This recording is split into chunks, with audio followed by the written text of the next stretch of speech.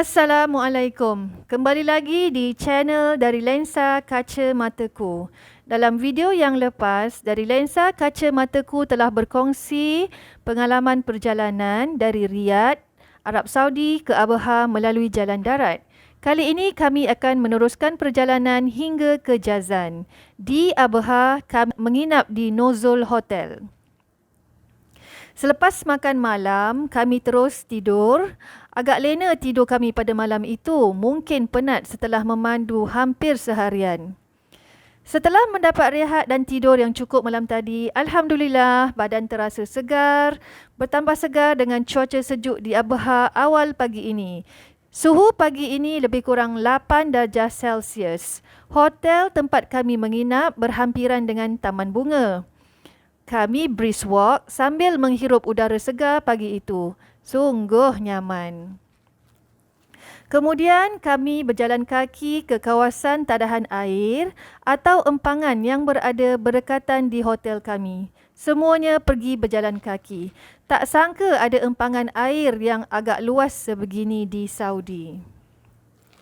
Di Abha, kami berjalan-jalan ke Abu Khail Park, iaitu kawasan taman hijau dan ada tempat permainan untuk kanak-kanak. Cantik pemandangan di taman ini. Melihat gelagat kanak-kanak bermain dengan gembira, kami pun turut gembira. Kemudian kami ke stesen Cable Car Green Mountain. Untuk masuk ke sini, ada bayaran yang dikenakan. Hasrat di hati nak naik kabel car sambil memerhatikan keseluruhan bandar Abaha dari atas, tetapi tak kesampaian. Nak minum cappuccino pun tak kesampaian sebab semuanya tutup.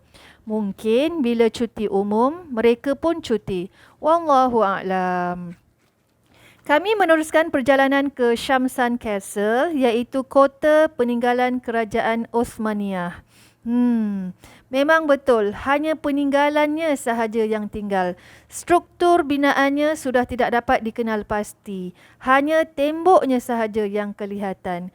Bagi kami, yang menarik bukanlah kotanya, tetapi bagaimana nak sampai ke situ.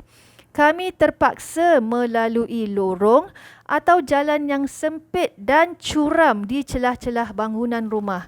Kadang-kadang kecuramannya hampir 45 darjah. Kecut perut. Co-pilot pun kelihatan seolah-olah menekan brek kereta. Tiba-tiba, ingatan kembali sewaktu berada di Genova, Itali menerpa di minda. Dari Lensa Kaca Mataku berpendapat, jika anda kesuntukan masa, bolehlah skip tempat ini. Tetapi jika nak rasa thrill perjalanan untuk sampai ke tempatnya, bolehlah cuba. Banyak tempat-tempat yang menarik yang lain di Abaha. Bolehlah Google sahaja untuk dapat lebih maklumat. Setelah bersiar-siar di Pekan Abaha, kami meneruskan perjalanan ke Jabal Sauda untuk melihat jalan yang bengkang-bengkok seperti ular kena palu. Di Jabal Sauda, terdapat stesen kabel kar menuruni Lembah Sauda. Hasrat di hati nak cuba untuk melihat keadaan jalannya yang bengkang-bengkok dari pandangan atas, hampa tutup juga. Perjalanan diteruskan ke Rijal Alma melalui jalan 2442. Mencabar sungguh jalannya. Sudahlah curam, bengkang-bengkoknya tajam pula. Bahu jalannya gaung, sayup ya amat. Tiba-tiba terhidu bau hangit. Mungkin sebab banyak sangat guna brek agaknya. Macam-macam teori keluar. Jangan guna brek banyak, nanti jam. Guna gear rendah. Kereta auto select ke low sahaja. Tapi masih terpaksa guna brek. Bahaya-bahaya. Alhamdulillah ada tempat rehat. Kami stop dulu kerana bau hangit sangat kuat dan badan pun dah kejang. Terdapat tempat permainan kanak-kanak di sini. Seperti biasa, kanak-kanak gembira, orang dewasa pun turut gembira. Setelah semua kereta mendapat cukup rehat, kami pun meneruskan perjalanan ke Rijal Alma. Perkampungan Rijal Alma adalah perkampungan lama di laluan pedagang antara Yaman dan Mekah. Persis seperti Karavansari di Laluan Sutera. Bangunannya kelihatan agak lama dengan seni bina Yaman. Binaannya menggunakan campuran batu berwarna gelap dan tanah liat. Cat putih digunakan di beberapa bahagian bangunan seperti tingkap dan bumbungnya. Di sesetengah bahagian rumahnya masih berfungsi. Kita boleh masuk dan minum gawa di kedai minum yang disediakan di situ. Sungguh menarik. Setelah bersiar-siar di perkampungan Rijal Alma, kami meneruskan perjalanan ke Jazan. Jizan ke Jazan? Confuse juga, sama ada nak sebut Jazan ataupun Jizan. Kadang-kadang papan tandanya menunjukkan Jazan, kadang-kadang Jizan, Gazan, Gizan. Kalau ikut kawan Arab, Jazan, Gazan, Jizan atau Gizan sama je. Betul-betul confuse kan? Apapun yang pasti Jizan adalah nama wilayahnya. Pandangan dari lensa kaca mataku, semakin kita ke selatan Saudi, semakin ketara perbezaannya. Bukan setakat landscape-nya yang semakin hijau, tetapi budaya dan keadaan orangnya juga semakin berbeza. Seni bina kotanya kelihatan lebih kepada Yaman. Bucu bumbung bangunan yang bersegi-segi kelihatan di mana-mana, terutama bangunan lamanya. Berbeza dengan seni bina Qatar dan Oman. Orangnya juga berbeza, iaitu kebanyakannya berkulit sedikit gelap dan berambut sedikit kerinting. Jubah yang dipakai juga sudah agak berwarna-warni, tidak seperti jubah Arab di kawasan tengah Saudi yang biasanya warna putih sahaja. Cara ikatan serbannya juga amat berbeza. Kadang-kadang kelihatan ada orang yang memakai sabuk yang sedikit berwarna-warni. Kain sabuk ni ala-ala kain pelikat lepas di Malaysia yang dipakai agak singkat hingga paras betis. Jika bernasib baik, kita boleh melihat ada lelaki yang memakai ikatan bunga di kepala dan pisau bengkok tersisip di pinggang. Mungkin ini adalah tradisi beberapa tribe atau suku di kawasan ini.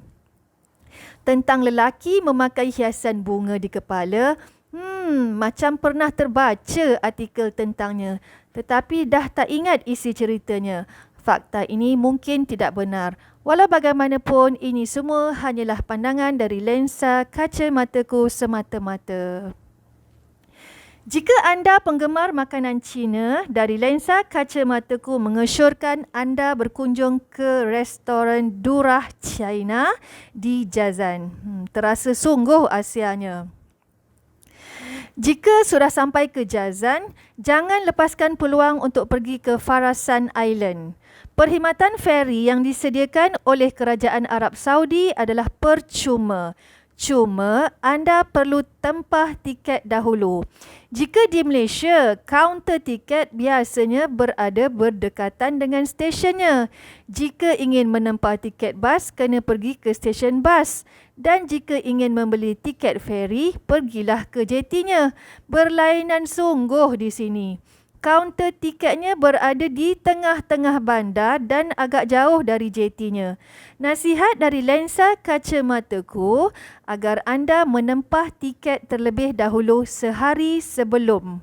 Lagi elok, tiket boleh ditempah sama ada secara online ataupun ke kaunter tiket. Lokasi kaunter tiket di Bandar Jazan terletak berhampiran dengan restoran Al-Baik. Dan tiket di sebelah Farasan boleh didapati di tengah-tengah pekannya. Pengurusan feri ini diuruskan oleh Makna. Kenderaan boleh dibawa bersama, hanya perlu memberitahu semasa menempah tiket. Iqamah setiap penumpang diperlukan dan istimara kenderaan mungkin diperlukan jika anda ingin membawa kenderaan. Pastikan anda pergi awal ke JT-nya. Takut terlepas feri kerana jalan untuk ke JT-nya agak berbelit-belit. Jika anda terlepas feri yang rasmi, jangan bimbang. Anda boleh pergi ke perkampungan nelayan dan menaiki bot pancung ke sana. Tidak boleh membawa kenderaan dan bayarannya juga agak mahal. Bagi yang tidak membawa kenderaan, terpaksalah menyewa kenderaan prebet sapu di sana nanti. Dalam perjalanan kami kali ini, kami melawat perkampungan lama Farasan.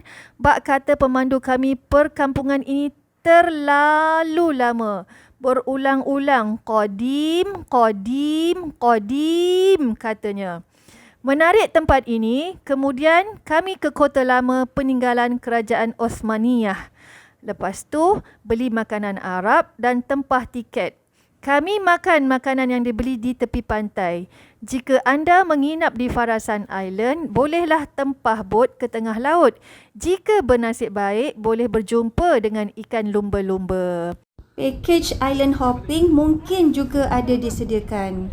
Kami pulang ke Bandar Jazan petang itu juga. One day trip ke Farasan Island sahaja. Okeylah, setakat ini sahaja dahulu. Di video akan datang, kita akan sambung perjalanan dari Jazan ke Al-Bahah. Semoga jumpa lagi dan enjoy your trip ke Jazan.